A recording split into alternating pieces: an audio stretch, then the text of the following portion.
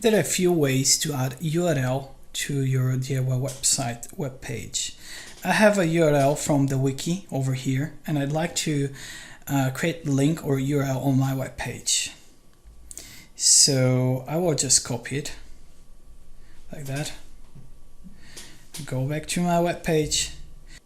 This is the admin panel of my DIY website, and I'll select any page. Let's say this one. And I'd like to add the link here. So there are multiple ways to do it. First way is to select a piece of text like that and use that chain icon on top over here. So I'll just use it. Then there will be a box where I can paste my URL like that.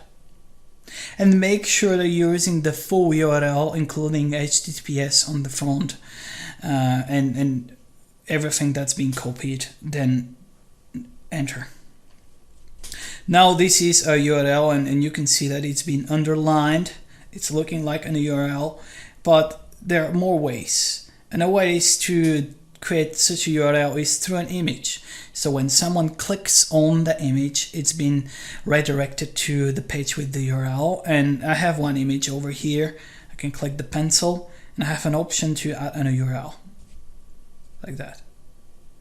And again, if I go at the very beginning of the URL, you will see that it's the full URL over here like that. Save. And now my picture is already a link that I can open.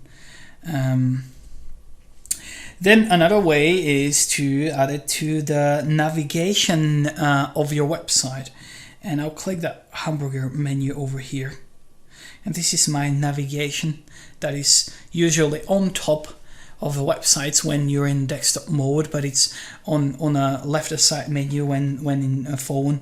And I can click the first plus button over there. Again, paste the full URL in the first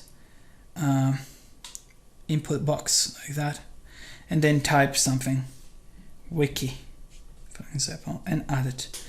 So the URL will be added as wiki, and when someone clicks on it, it will redirect to the proper place.